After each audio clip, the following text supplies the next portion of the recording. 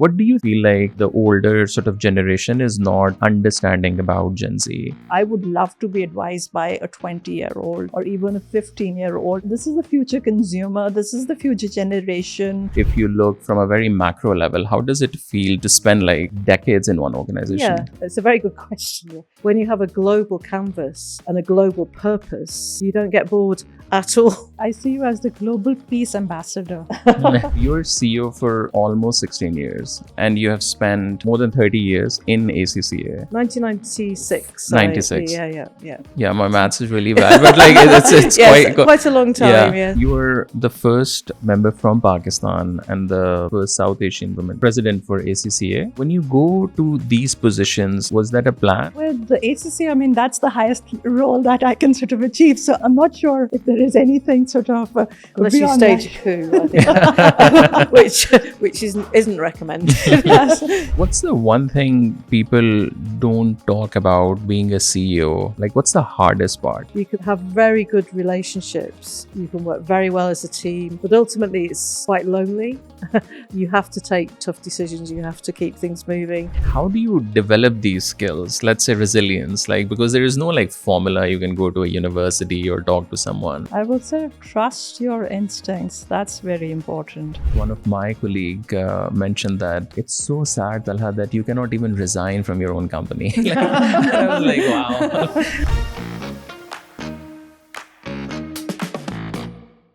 Helen and Ayla, thank you so much for taking the time out. Can you introduce yourself as someone who doesn't know anything about you? So maybe we can start from here. So I'm Helen Brand. I'm based in London in the UK, where I'm the chief executive of ACCA, and ACCA is the global body for professional accountants. I've been chief executive since 2008, so some time. That coincided with the financial crisis that was happening at that time. And during my period of leading ACCA, we've doubled in our membership size, and we now have 250,000 fully qualified ACCA members in 180 countries around the world, and over half a million what we call future members, which are students at various levels studying towards ACCA. Ayla.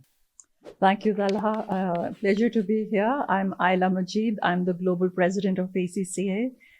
This is an elected governance role that I have. I've been serving on ACCA's council since 2014, and currently I'm heading the council and heading the board of ACCA as my role of ACCA's global president. I, of course, come from Pakistan. I call myself somebody with a Pakistani passport, but a global citizen.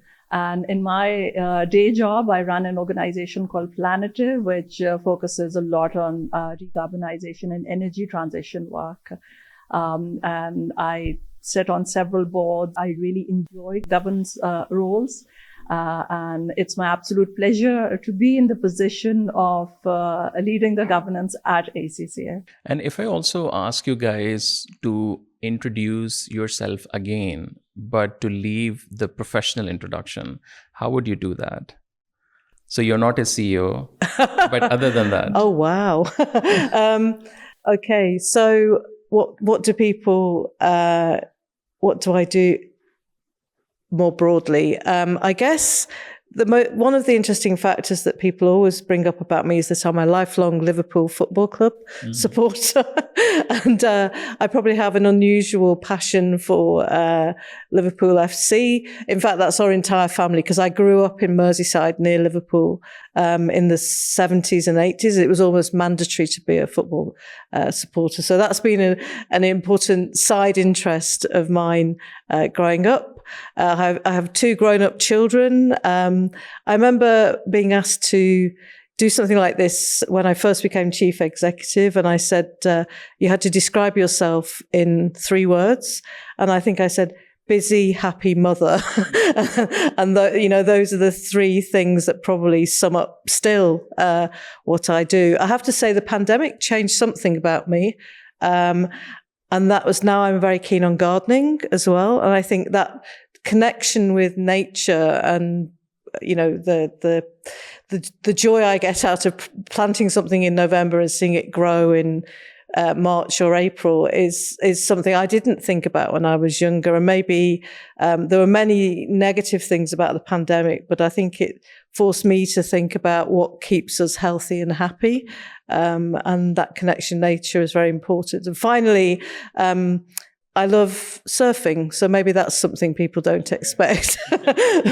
but we as a family, we've been spending our time in the north of Devon in England. So I live in London, but we spend a lot of time, and that's a coast. It's a surfing area of the UK, and so I'm never happier than swimming in the sea. That's my great place as well. And if I take your sort of LinkedIn title out, how would you introduce, or you think, other than your professional introduction? So I would say, then it'll be a mix of many things. I'm curious to learn many things. I love to experiment things. I really like to sort of know about people and sort of learn about the rest of the world. So through my travels, etc., in my sort of own time, when I do get a chance, I like to spend time with anyone. If it's like from people who are much younger to me, that'll be, obviously I spend a lot of time with my lovely nieces who I speak to very, very frequently, even they don't live with me. They're far away, but it's just that I get so much inspiration from the younger generation. I like to experiment making different kind of things in terms of like food, etc. I like to try different cuisines, and it's just that connecting with different cultures is something that I really like. And I think, Helen, something that you mentioned about I've always loved nature, but I think in the most recently, I think this is something that I like to now practice as well, planting trees and sort of looking, finding them sort of growing each other, growing, and then I'm just sort of going next to the trees and then saying, okay, fine, this went all dry in autumn, and now there are new leaves sprouting. It's fantastic. It is. Is it also very therapeutic as well? It certainly is. And I think we're very conscious of that. I'm trying to plant things that bees will like, with plenty of pollen, so flowering plants. So because we know the crisis there is in the bee population and how that is important that is for nature. Well, if someone had told me I'd even think about that 15 years ago, I'd have thought they were crazy. I think that what I've always loved about Ayla is her interest in all cultures and all environments. And I think one telling moment, I was going to Vienna a couple of years ago for the very first time. I'd never been. I mentioned it to Ayla, and she said, I'll give you some hints. And she gave me the most comprehensive list of things that I could do in Vienna, for both cultural, cuisine, the whole piece. I thought, wow, Ayla from Pakistan is telling me more about Vienna than I've heard from anybody. And how long you guys know each other?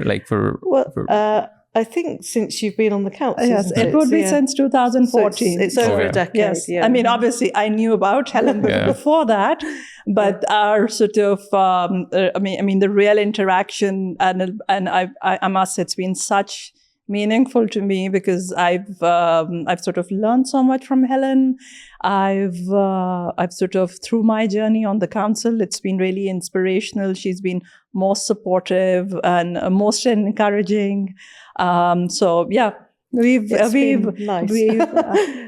known each other for over a decade now. And I think from a personal and professional standpoint, learning from each other and growing is such an essential part of life and of business. And it's been, much as Ayla says she's learned from me, it's the same the other way around. And I think you can form those friendships that also have very productive outcomes for your organization and business generally. Yeah. You have so you're CEO for almost 16 years, and you have spent probably 32-ish, more than 30 years in ACCA.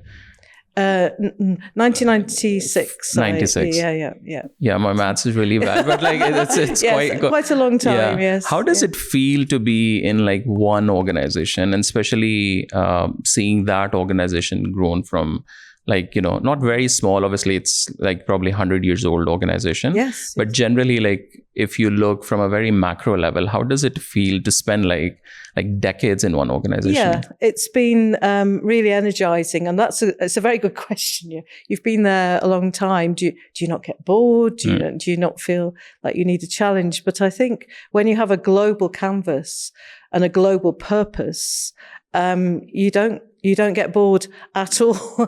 And everything changes all the time. What we've been trying to do is make sure that our members and our future members stay relevant in that changing world.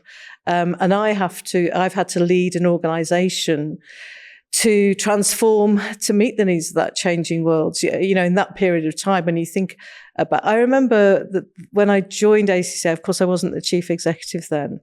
But I in 1997, when I first came to Pakistan, there were 8 members here. Okay. Wow. We now have 13,000 Pakistani qualified members. So, you know, you see things grow and develop, and you get a great sense of achievement from that. But the technology was very weak. We were only just requiring people to use email at the start of my time at ACCA. All the examinations were on paper.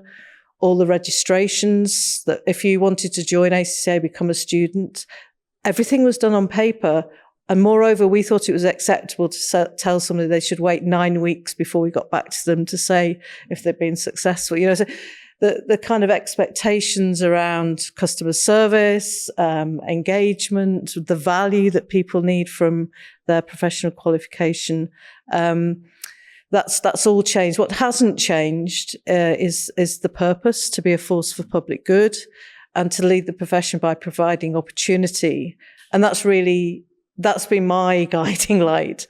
It's so energizing to work for an organization where you feel that the purpose is so important and you can trace it. So one thing I say to the people who work for ACCA is our history drives our modernity. So if you look at, we were founded in 1904 to break barriers to the profession, ensure that everybody, including women, had access to the profession. And that was a time when women didn't even have the vote in the UK, if you think about that. So we've been challenging and transforming and making this wonderful profession accessible to the widest number of people with the highest possible standards for 120 plus years. So yeah, that's why I've been here. But did you ever thought of like leaving? Were there like years in the middle? I'm sure there were. Or you were people approach you, there are opportunities, there are different things to do. I think there's always been a reason to stay. There's always been a big piece of work we're doing, or suddenly COVID hits you, or suddenly there's huge geopolitical shift, or and it's quite complex. I mean, we're not the largest organization in the world by any means, but we have relationships right across the world that are extremely important. And now nobody's indispensable, so don't get me wrong, but you just feel that you want to make the next step. You want to ensure the sustainability of the organization, and that's been really precious to me. So, yeah. And Ayla, for you, why did you move into the world of finance? Because again, coming from Pakistan, especially for if you're a man as well, like mostly in Pakistan, parents are like, okay, doctor, engineer, like these are the 80-ish% I feel like people want to go into these two. So why finance?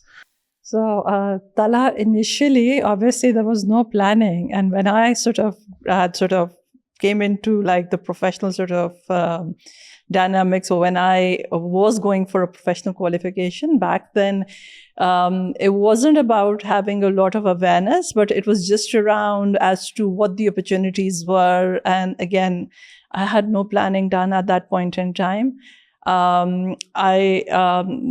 went to LUMS. I was very lucky to attain an MBA there. And soon after, then I landed a job which required a really interesting work, restructuring an organization's multi-sector industrial and manufacturing portfolio, which required for me to deal a lot with numbers.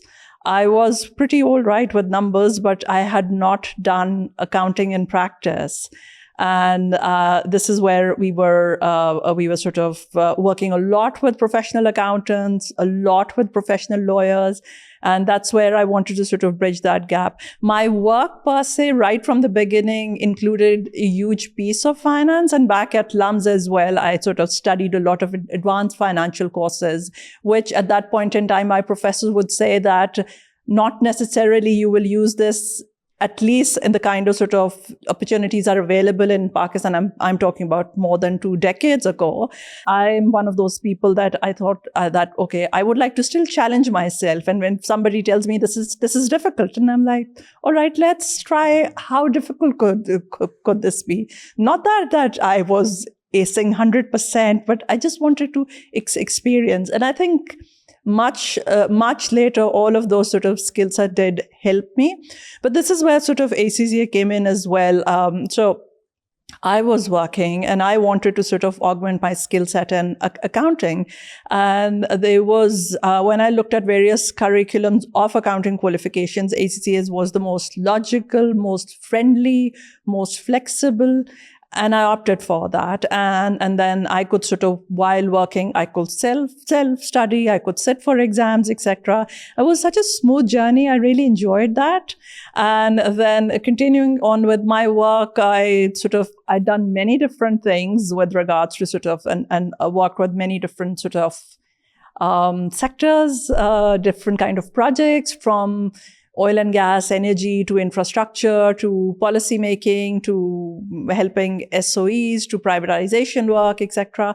Then working on some global projects as well. So it's been sort of, but finance, so to say, comes in everything. And I tell everyone that if you have that as a foundational base, it would help you in anything. Those who are working or those who are not working, finance is essential to everyone.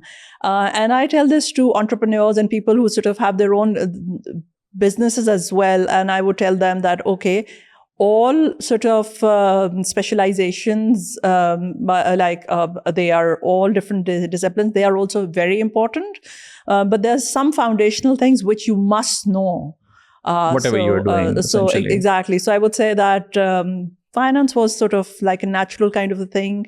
My family has been in business. People around me have been in business. So I think right from the outset, I was sort of like, my mind was kind of sort of tuned that it has to be around business and so. And I think business and finance absolutely go hand in hand. And if you go back now to your, let's say, 18 years old self, and you have a chance, but you don't have to do finance, like what other sort of field or business you would go into? I would say that at that point in time, tech was not as big. So I used to think that, okay, this was a piece that one could sort of then learn more about. But if I speak now today in 2025, I don't feel that actually now anymore, because given that we are living in the world of AI, and I don't need to be a coder myself. I don't need to sort of do a lot of that. It's just that I need to be smart about business. I need to have the right kind of expertise brought on the table. And we need to sort of then tech and all the AI and all the dynamism and all the tools that are available, they've made things much more easier, quicker, scalable. So I think I've actually really enjoyed my journey. I don't think I want to change much. And Helen, if you, let's say, again, 18 years old self and like no finance, what else do you think you would want to do? I think one thing I wish that I'd focused on much earlier, apart from the tech piece, which I think we all have to integrate with now, is probably sustainability and the implications of our behaviours as individuals and as businesses, and how we could have, when you look back, if we go back to when I was 18, that's decades. So there could have been decades of different decision making and behaviour that could have put us in a stronger position. As they say, we are where we are. So you have to work positively from the position we're in. But I think if I'd known then what I know now, that I would have probably focused on that more. I really enjoy as well the world of politics and journalism and those things. So I think, maybe I'd have gone down that route as well. Sometimes I think I feel a little guilty that I didn't, because again, you feel, okay, it's so important, the decision making in government and how that affects people's lives, and the way that public resources are utilised, including in that sustainability piece. I remember in my very youth, I was about 12 years old, I wanted to be the chair of British Rail. And I think that was because I saw it as a really, I know at the time I thought this is a really important thing, that the railways work properly and that people can use them.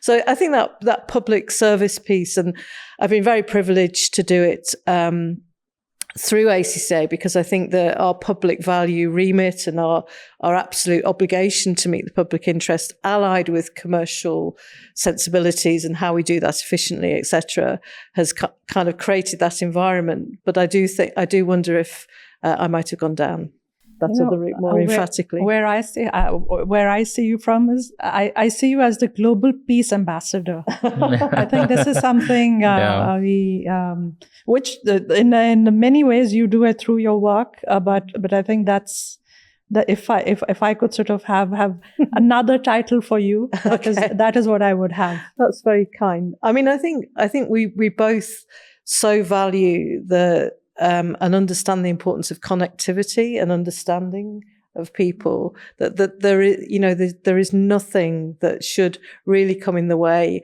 of all decisions being win-win and in the interests of all the people.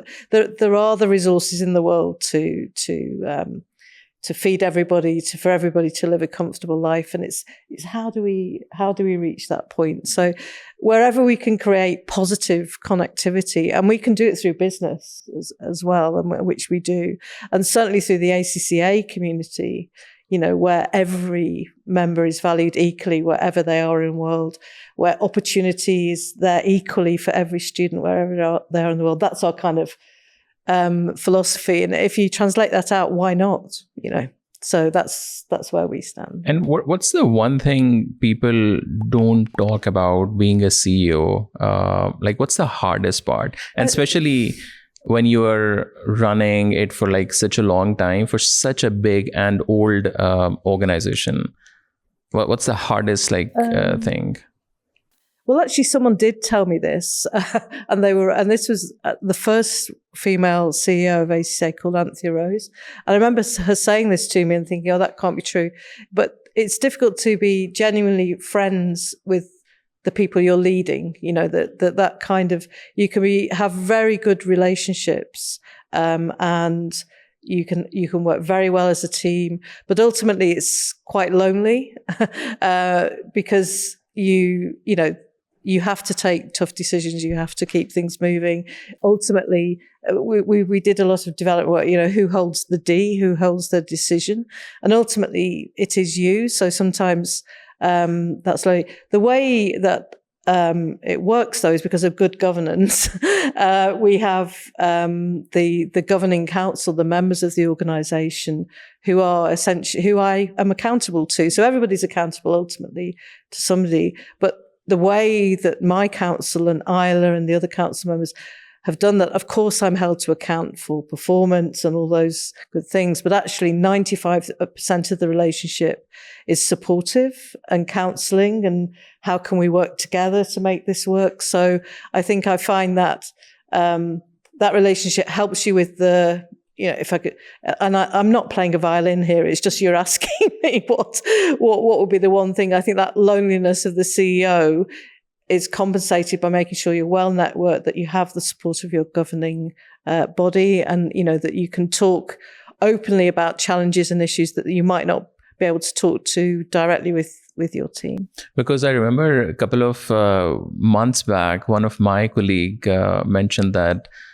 it's so sad, Talha, that you cannot even resign from your own company. And I was like, wow, especially when you're running your own, like as you are running your own business, I think that's probably one thing which is a bit, but how do you deal with this lonely part? Obviously you have friends and you have support system, but do you think, is it like more of just a mindset ultimately you have to build?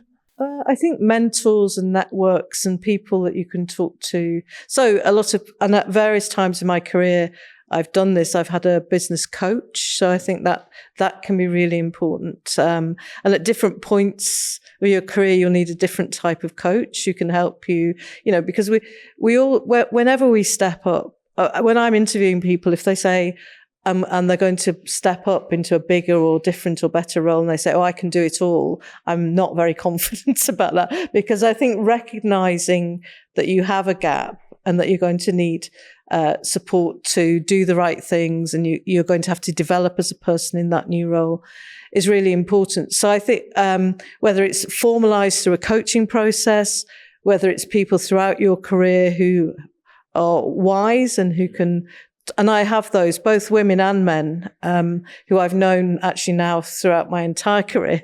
And that it's not all of them were originally friends, through business contacts or whatever it might be. So having that network where you can talk in a safe and open way, in a confidential way, and you trust someone, which is of course critical. Having that trust, I think that helps a lot. And I'd always encourage a lot of, I'm in a lot of forums, and I'm sure Ayla is as well, where young women will stand up and say, how do I do it? How do I progress in my career? And of course, there isn't a set formula, but I just think your support network, whether it's your home life, whether it's your business life, having that support network. So you're not actually on your own. You might be lonely in that specific CEO role, but you're not on your own. However you create that and build it throughout your life and career is really important. Ayla, so you were the first member from Pakistan and the first South Asian woman to be part of the sort of president for ACCA. Was like, when you go to these positions, like, do you also, like, was that a plan? Like, okay, this is something which I want to achieve, or do you think, is it like more of just organically, like, from one ladder to another? I'm just basically trying to understand, like, when you were young, like, you were that ambitious from start, or was it just like organically from one step to another? I would say that, first of all, let me just sort of add to that. I'm the first South Asian, first sort of member from Pakistan altogether, not just female. So to attain this role, and of course this comes with a lot of responsibility as well. Obviously it's an absolute privilege. So I think, Talha, it is really a mix. Like, when I joined the council, I didn't know that those were my ambitions, or I wanted to sort of reach this role or reach this level. I observed, of course, a lot, and I kind of sort of experienced as to how that journey was. Got inspiration from the other officers as well, and just to sort of see what they were doing. Yes, I was definitely encouraged by a lot of people, a lot of colleagues within the council, Helen herself as well. But I would say that it was really, I would say it was perhaps getting inspired.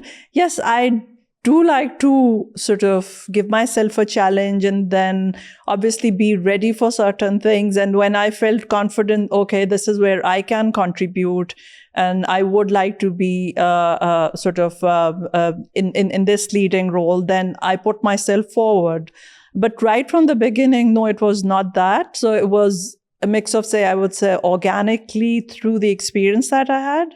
And then here I am, fast forward from 2014 to 2025, 11 years later. And now when you are at this position, is it still like an organic sort of growth, or now because you have seen, there is experience, now there is something, okay, now this is the next thing which I want to achieve? Or do you think at this point it's still like, okay, we'll see where this thing will go?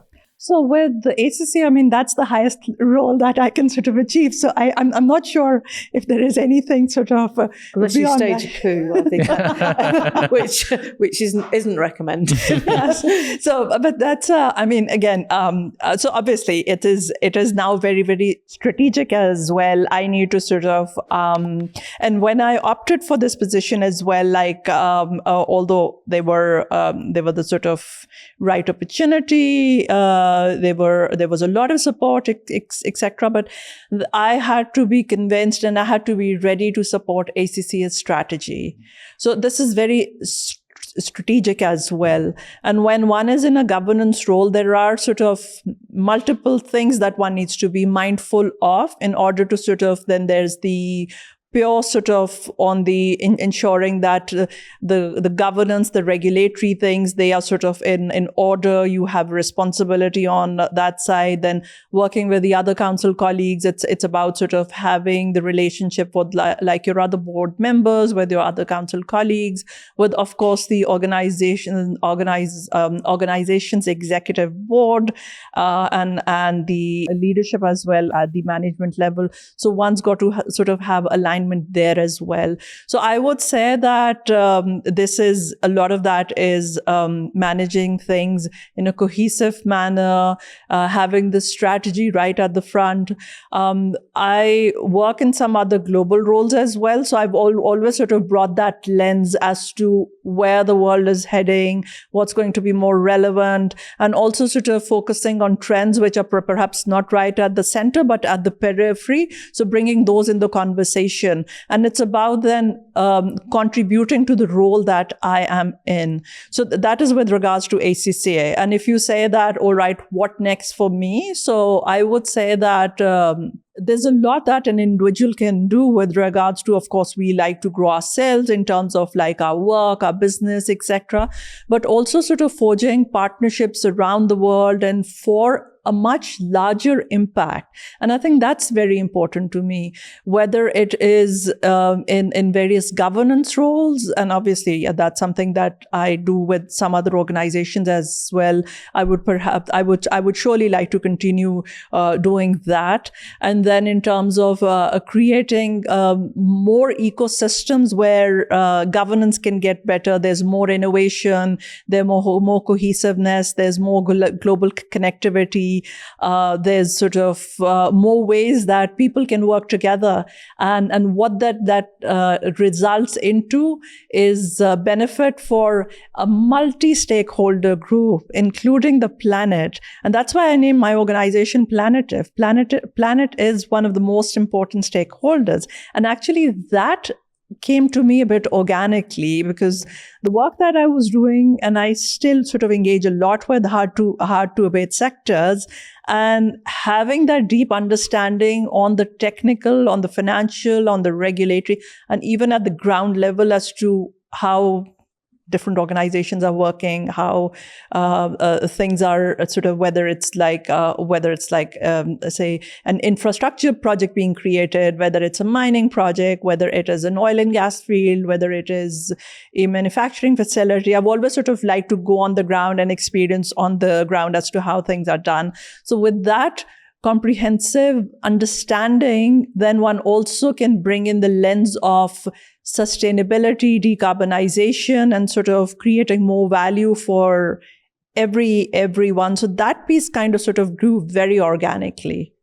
If I can, I think what I've so valued from Ayla's wisdom and participation is that focus on governance. And I think that's quite often lost in terms of what people are aspiring to understand and achieve, and not always understanding the importance of it because they have a brilliant idea or they're extremely innovative. But Ayla brings perspective on the actual business, and of course a hugely innovative mind, and always horizon scanning for what matters and what change is coming and how we have to participate in that or use it. But good governance makes all of that happen, and it happen in the interests of all stakeholders if it's done properly. So that's invaluable to have people who are thinking that way and who can bring that expertise, particularly to a global organisation. So I think, if there's if we're trying to advise where people might want to focus in their lives and careers, I think that governance piece is really critical. I also mentioned that where the world is heading. So you both have interacted with governments, with political leaders, as well as leaders from across different genres and across the world. And you are at a very top position at an organization. What do you think where the world is heading after talking to a lot of different leaders across the world? Especially in this time and age, when there is AI, Interestingly, maybe we shouldn't be talking to the leaders in the world. We should be talking to the younger generations and what they want from the world. And I think that Gen Z, and we try and systemize our conversations with as an organization. Gen Z has a very inclusive, progressive, not scared of technology, but wanting to use technology for positive means, and sustainability in its broadest sense. So, climate, nature, social impact, all dimensions. So I think the responsibility of global leaders, be they in governments or in businesses, is to understand that ambition and talent, so there's huge talent in that generation, and allow that to flourish. We talk about empowerment, but from a policy maker perspective, the empowerment can be to that generation to give them the tools they need to do the right thing. So I think that's a really important perspective and we talk about that to policymakers as well. We take them the evidence, we take them, what the next generation is looking for. Ultimately, I think all kinds of government, with maybe one or two exceptions, but all types of government are trying to secure healthy and prosperous existence for the people whom they govern, whatever form of government it might be. But there are some very, the way the world's heading at the moment feels protectionist rather than collaborative. But ultimately, I do think that the train has left the station, as it were, in terms of sustainable business growth, in terms of the regulation and the understanding we have about the need for sustainable growth. I think the train has left the station in terms of technology, which is going to bring more people together than drive them apart. So I think there are cycles to everything. But the ultimate direction has to be one where we utilize everything we have and know now, plus the talent of the future generations, to produce that sustainable existence for everybody. And I think we know that in the heart of hearts. Things might be happening, there might be blips on the road, but that has to be the ultimate direction. And you've talked about Gen Z. That's also quite a trendy sort of thing, and the conversation which we see around the world talking. Well, it's alpha now, isn't it? Yeah. So Gen Z are almost old, but yes, it is a big conversation. And what do you think their sort of relationship with work, and what are some of the things which you feel like the older sort of generation is not understanding about Gen Z, after talking to, again, a lot of kids? What do you think? So first of all, I would say that the world is heading in many different directions. Yeah. And it's just some forward, some backwards, some quite abstract. So it's about, and I think that's also quite okay, because we are a population of almost 8 billion people on this earth. Many different mindsets, many different sort of environments, many different sets of opportunities and challenges, and of course aspirations, and with regards to how different sort of countries, regions, sectors, they have evolved. They are wanting to sort of shape their trajectory. Now within this, the younger generation, or sort of like bulk of this 8 billion population, a huge part of that is the young population, the younger population. Their experiences in life have been very different. They grew up with technology as essential as it is to breathe. So in terms of the difference of experience that the older generation has, so there is obviously a distinct sort of difference. But that does not mean that there is like a huge gap. I would say communication here becomes really, really important, because what everybody has to offer is their experience, the wealth of experience. And I think probably people understand at different points in time as to how valuable somebody else's experience could be, how valuable somebody else's wisdom could be to them. So it's about being open to learning from others, having a more effective communication.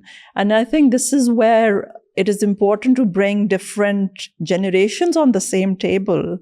And I think we need to do away with the traditional sort of way of operating organizations as well.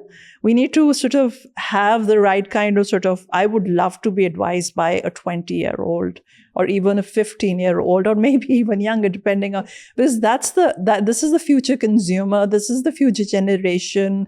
What we are doing is like, we need to have a multi-generational approach, that any of our decisions, what will the impact of that be for the generations to come? So I think everybody needs to readjust themselves.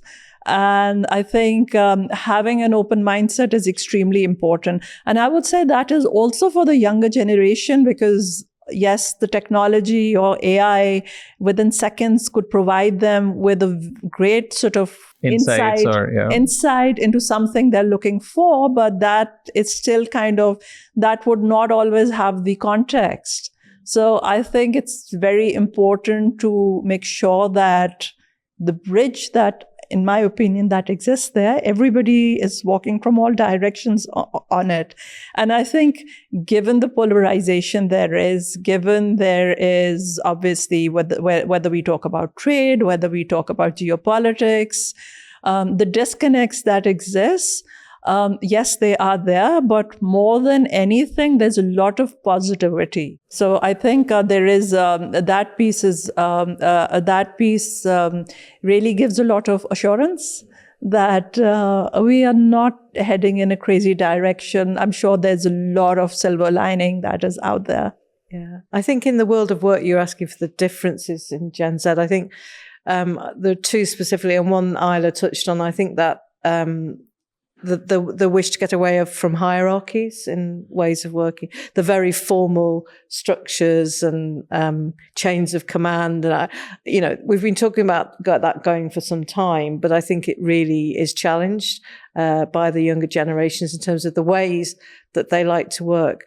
And the other one, which is coming through really clearly, is their desire to be an entrepreneur, to have their own business. So the job for life in a large corporation is not the ambition and probably not the reality of the world of work going forward. So I think even though that might be one step in the career or one part of somebody's career, 78% of people in an ACCA's talent trends survey, which focuses on Gen Z, 78% of them said their next step will be to start their own business. So I think that's a global survey.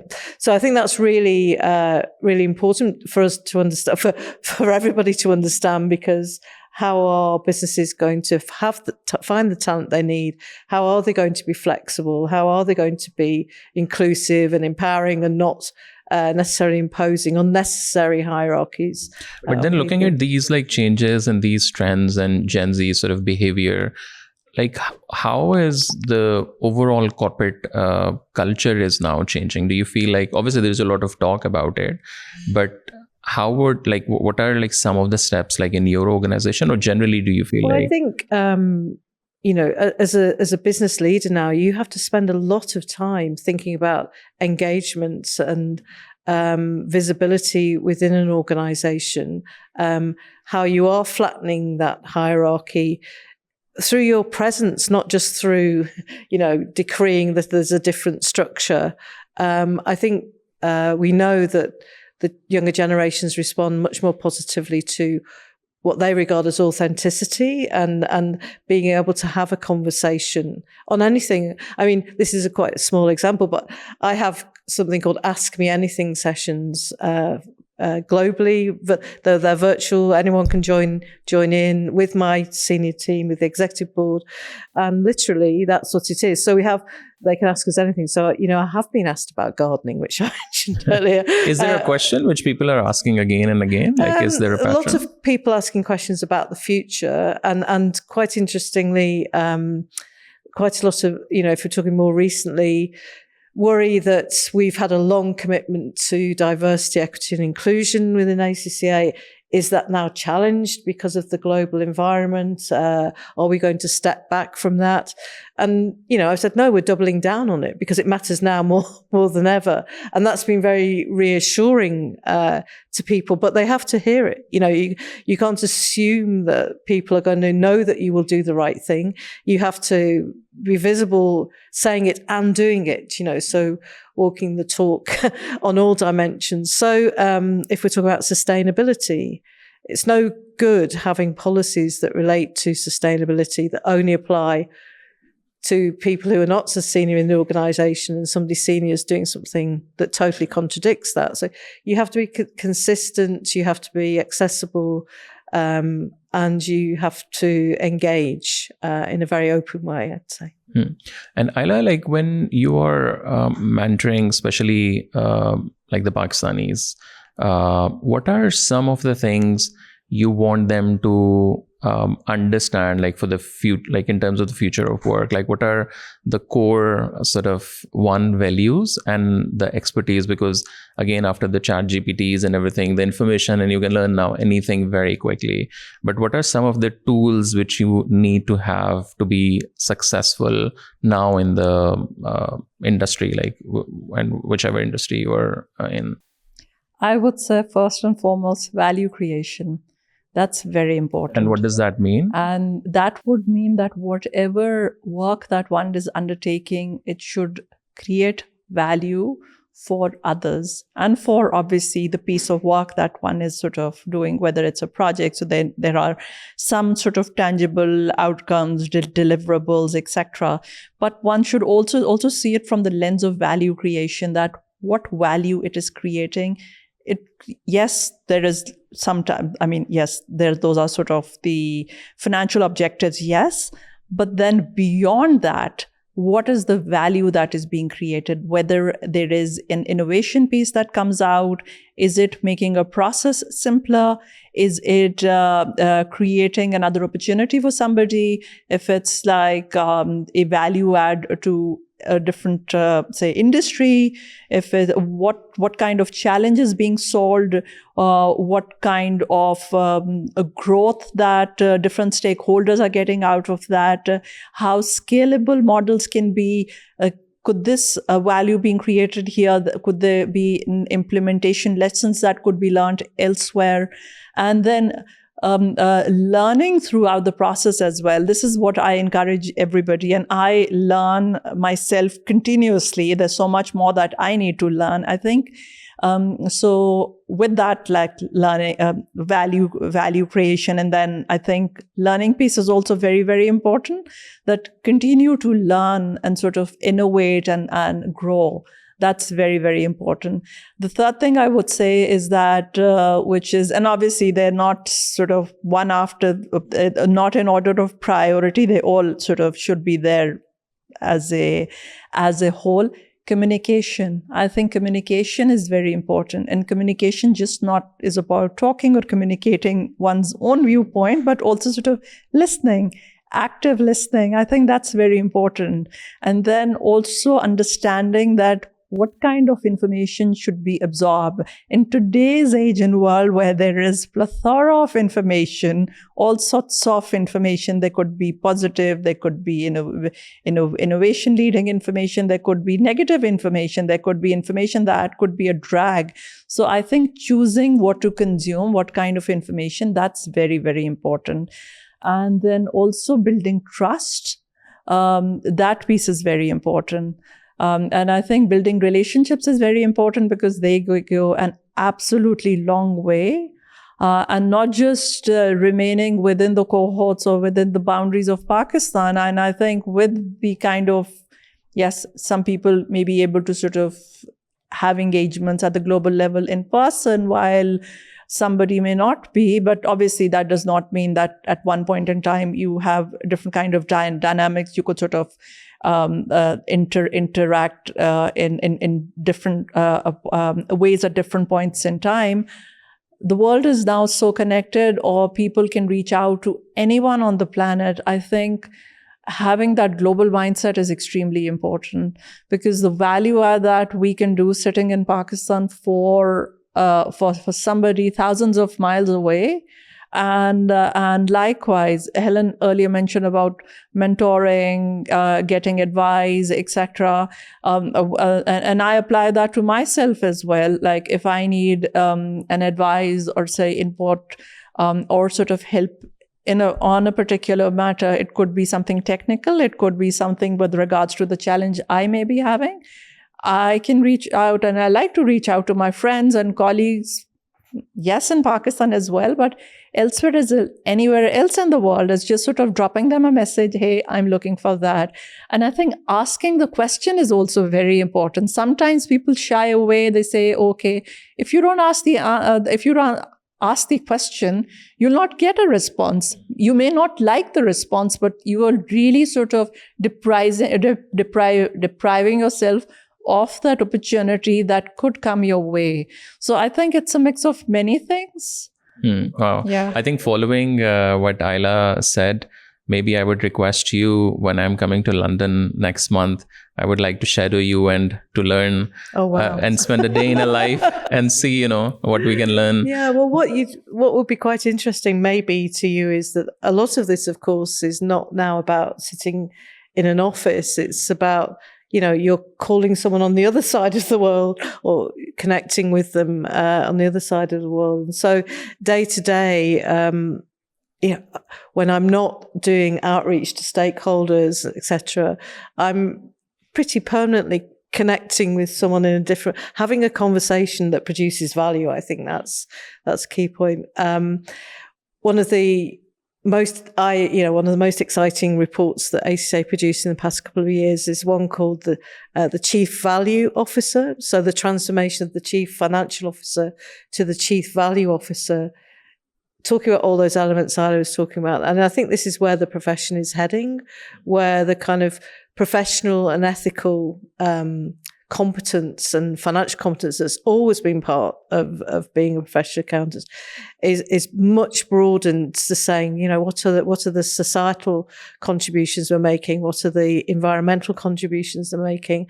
And how are we going to be accountable for that? So I think that's where, the rubber really hits the road, isn't it? So a lot of organizations can have policies and they can make grand statements about it, but how are you going to measure your impact, and how are you going to be accountable to the public and the regulators and others for that? So ACCA itself has just, and this is because the council wanted us to do it, we've got people, planet and prosperity at the top of our balanced scorecard. So that's what we report on to the world. That's what we report on to our members, to our future members and our other stakeholders. And we have an integrated sustainability plan that it looks at from travel policies through to how we invest, our investing in sustainable funds, through to our net zero ambition, et cetera, et cetera. And we can present that in a very authentic way, and we will be held accountable for delivering against it. So, and again, this comes back to governance. So that's why G is in the ESG, I think, because only with the right governance around that are you actually going to make the steps that make a difference. So I'm always very clear. Reporting is not the first thing you think about. It should be the product of the right business strategy, and the right sustainable outlook and mindset of an organization. But reporting is extremely important when it comes to the accountability and that kind of circle of trust that's needed in business. Also, like when you sit in the big rooms around the world, what's more important? Is it like your experience and your expertise, or is it like emotional intelligence? I think being able to communicate effectively is the most important thing if you're talking about me as an individual on behalf of ACCA. So, we had a very rare opportunity last year to have a meeting with the mayor of Beijing in China, and we have many future members, infrastructure in China.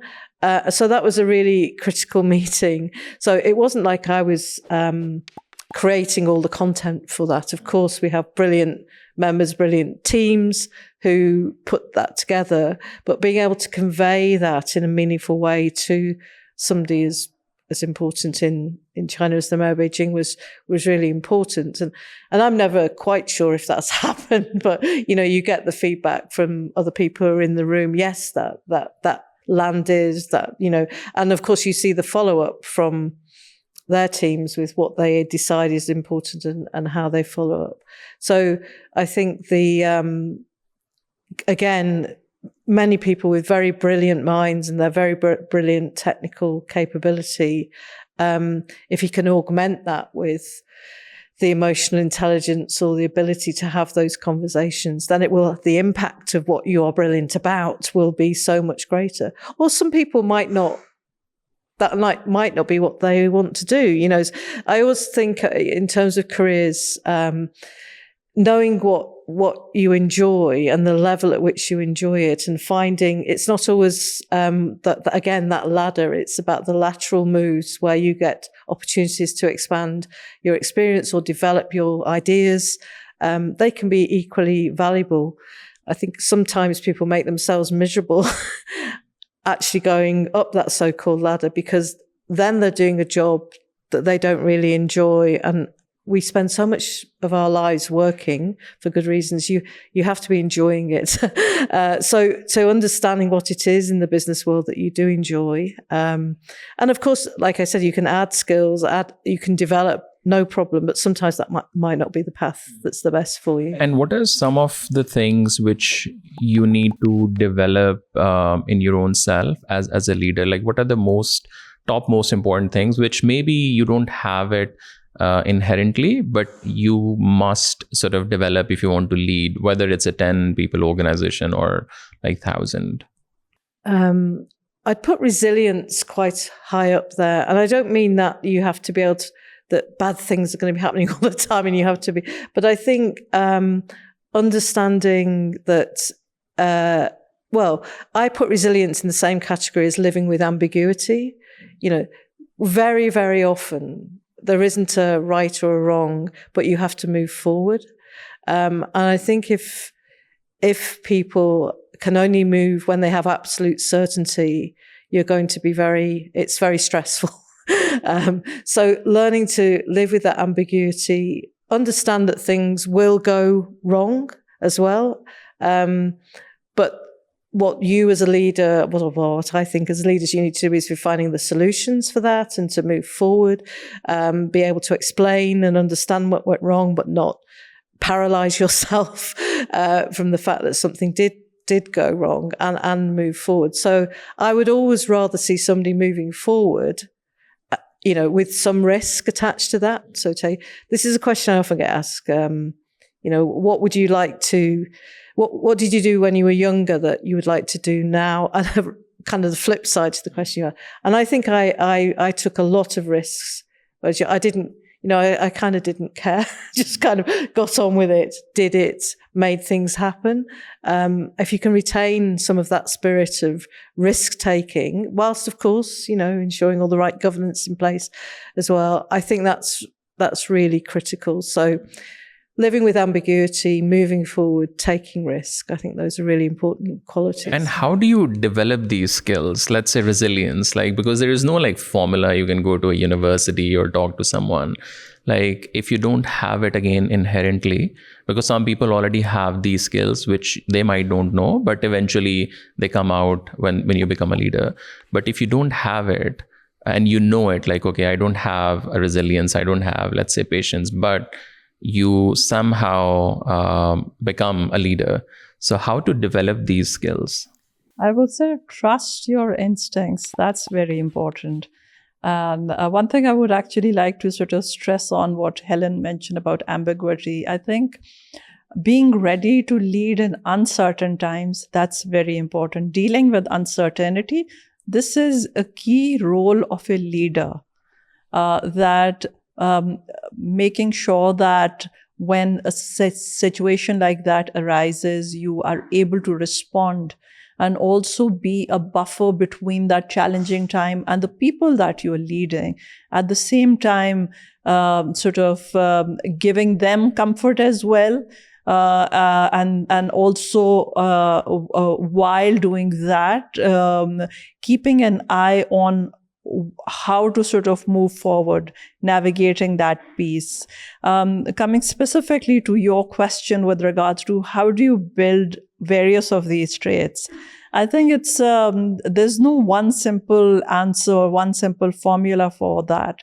It would be a mix of many things. Of course, experience, of course, certainly helps. Communicating and learning from others, that certainly helps.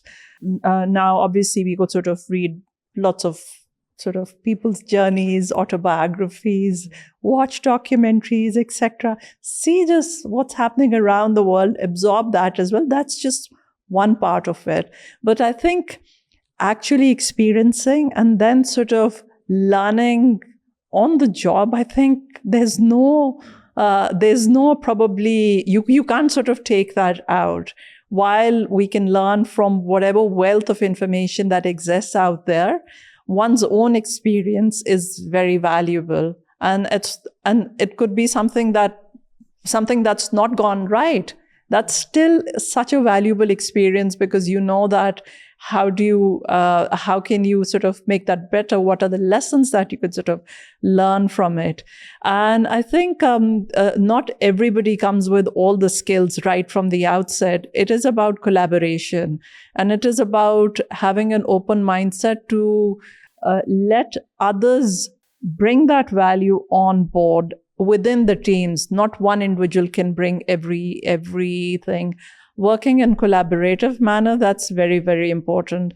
And I think empowering others and providing that space and giving them the opportunity to contribute and sort of support you, that's very important. I also want to sort of touch upon something that we were discussing a bit earlier with regards to that.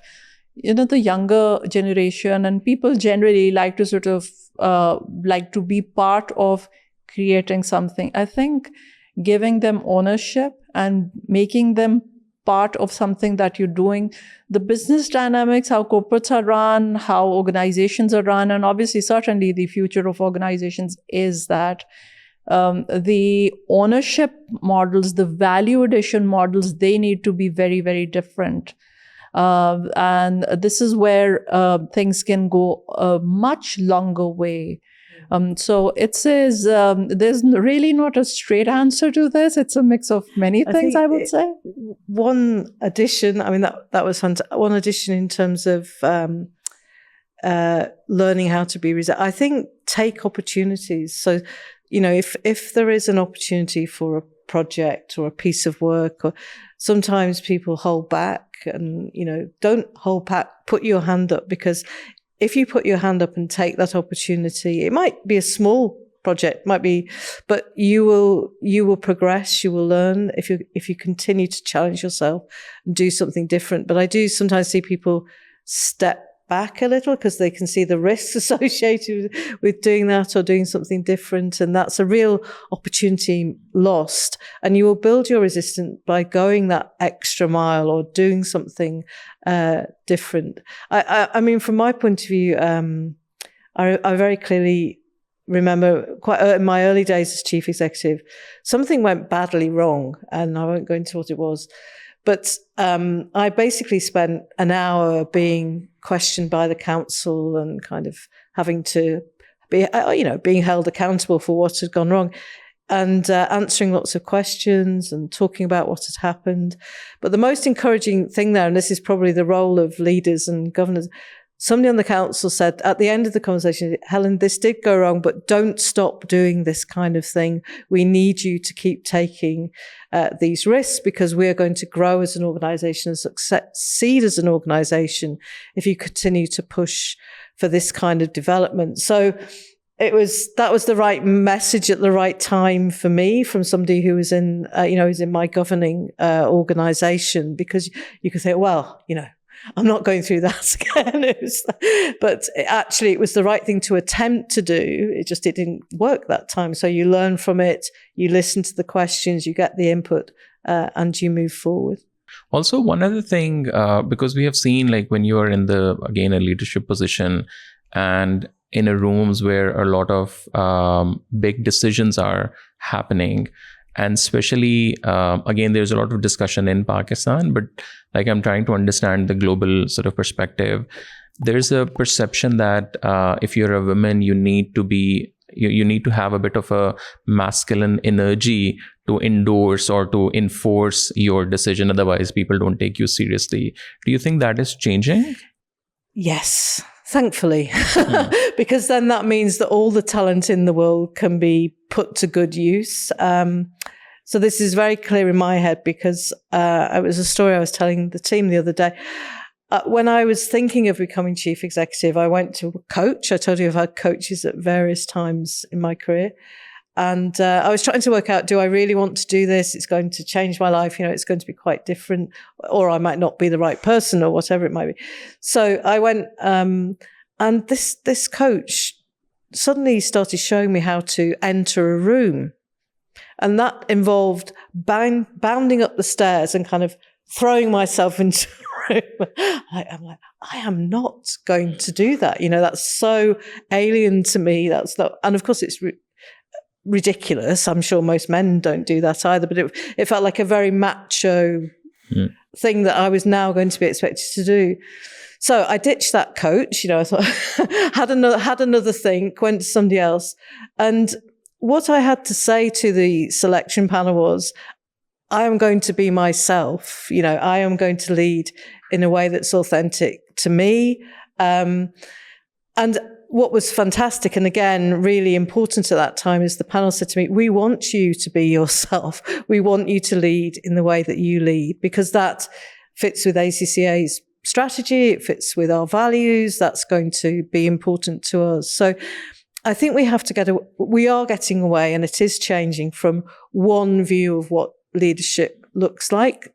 There are different characteristics that many people will have. But if we're talking about collaboration, if we're talking about empathy and emotional intelligence, if we're talking about engagement, then of course women will do that.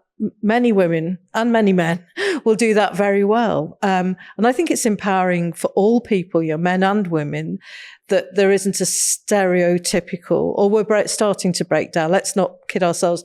There are still pockets of, traditional ways of doing things. But I think that is starting to break down, and that creates lots more opportunities for everybody.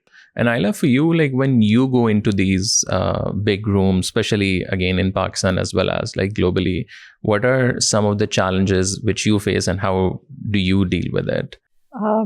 I would say that first and foremost, I thrive on challenges. And I've never sort of seen them as obstacles. And I think working in sort of settings where in a number of times I've been the only woman. In some cases, I was the youngest person in the room. I never sort of let those things define my identity. It was, of course, supported with the expertise, the work one needed to be prepared, etc. I think that's very important. Knowledge, skill set, etc. When you have that, that is then that certainly gives a lot of confidence. That certainly helps. And then in terms of also navigating and understanding that what are the kind of sort of environment around there is that you're operating in, what's the mindset of people? I think this is where the emotional intelligence piece comes in. Not everybody needs to be responded in the same way. Not everybody will understand in the same way. People come from their own experiences with sort of their own sort of inherent understanding of different things. I think being agile, being flexible, having a strong knowledge, skill set, preparation, etc. So that obviously certainly helped. And I must say that oftentimes when I was in situations where I was seen as the only woman, I actually found those moments absolutely amusing. I never felt threatened. I would actually find it really amusing that, all right, that's how I'm being viewed. And I would sort of also sometimes use a bit of sort of humor, a bit of sort of those kind of tools that certainly helped. I've sort of shared this with many people, and I'll share this now as well. The first time I met Christine Lagarde when she was heading IMF, and this was, I think, probably close to a decade or something like that. She was visiting Pakistan. I met her in a small group of people, and she's been in many roles, like the only woman in many sort of tough settings, tough organizations. And even when when she became the head of a European Central Bank, she was the only woman on the table in their board. And I asked her that, all right, to share her experience. One of the things, amongst many things that she said, that having humor to your side and having that skill set, that's also very, very important.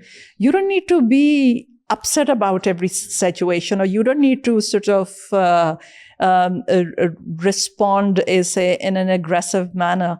Assertiveness certainly is very important, but having the right kind of balance, and where the confidence comes in, when you know that you are making sense, or you know about the situation, you know that what kind of response is merited. And that then also comes with how do you communicate? Again, you may be communicating absolutely the right thing, but if you're not using the right kind of tone, or if you're not sort of understanding that, how will the other person understand? If you're not sort of navigating that, then such situations could be difficult. But I would say that every day is a learning. And I think I've never let that define sort of my presence in the room, being the only woman, as sort of to be viewed as that. I'll give you some examples. Again, I found those very entertaining, that when I'm sort of, there was a board that I was leading, and there was a subject that, there was an investment that we had to make, and it was in, say, rather in a sort of technical sector. A lot of that had to do with mining, and since I had sort of done in a lot of assignments years back, I had sort of done certain roles, and I knew what I was talking about, etc. There were people who were there were much older men who genuinely said, "How do you know about that?" And I say, how can I not know about that? It's just that. But again, it was just that, you need to make people understand, etc., sort of, because their experiences may be different. So I that's think where the empathy part probably. I think that's it's about just learning from experience. Lastly, what advice would you give to, let's say, 20 to 25-year-old kid who is now moving into a corporate sort of world, and maybe wants to become a leader? Like, I mean, there was a research I was reading somewhere, like now the Gen Z, like they don't want to be leader. They were like, either we want to be doing something of our own, but we don't want to hold positions that where we need to think about other people. I just want to do my work and then but what would be your advice? Well, I think this is whether you want to be a leader or not. So if you want to be successful in your own business as well, or if I think the risk taking part is really important. Calculated risks, but I think apply energy and dynamism to what you're doing, and that means you can't accept the status quo all the time. Keep pushing yourself, take a risk, take an opportunity, and that will build you. It'll build you as a person. It'll build your business or your organization, which is always keeping moving forward. We say think ahead, but thinking ahead constantly is going to help you. The worst, and if I can give the counter, the worst possible thing is to bury your head in the sand, because the sand will suffocate you in the end. That, and I think sometimes people think, well, I've got immediate security if I just keep my head down. I don't do anything different. I don't move forward. But that is the thing that will actually undermine you ultimately. So keep moving, keep thinking ahead, keep taking risks and opportunities, and that will build you for whatever you want to do in your career. Ayla, for you. So in addition to all of that, I would say that where people can create impact, it has to be about creating impact. It doesn't need to be, when you say that a lot of people are not sort of looking at being leaders, leadership does not mean that you need to be heading an organization. It's a mindset. It's about what you're doing in a given situation. It could be at a very small level. It could be at something that you are doing in your daily life, to sort of taking responsibility of things, to then taking responsibility of a much larger group, or then at an organizational level, or at a country level, or at like a global level. So the level of leaderships are of course different, but everybody can be a leader in whatever whatever work or whatever circumstances that one may be in. So I think it is about creating impact is very important. And I think it's a combination of taking risk, also being patient, also being mindful, then taking along others. I think that's very important. Uplifting others, that's very important. Creating opportunities, that's very important. And I think the younger generation, of course, most of them, when I speak to them, they are all about creating impact. And their aspiration to work with organizations is also where they can where they feel they are making a much larger contribution. So traditional models of organizations, they now need to evolve, and they need to adapt to the workforce or to the ones who will be leading in the future. There's a big shakeup that is required. It is, of course, taking place or has taken place in organizations which are much more agile. And I would say at ACCA, agility has been at its core. And that's why there's a very sort of continuous evolution that is there. So it's not about something that we are doing today and we just sort of dump it and we take a different direction.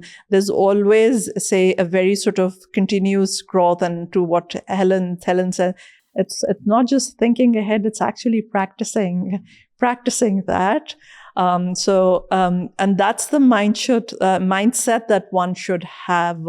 And I think the younger generation will eventually end up leading the world. They don't have a choice, but I think it's just that creating impact is very, very important. Mm-hmm. Thank you so much for taking the time out. I think it feels like a masterclass on leadership, and I've personally learned a lot.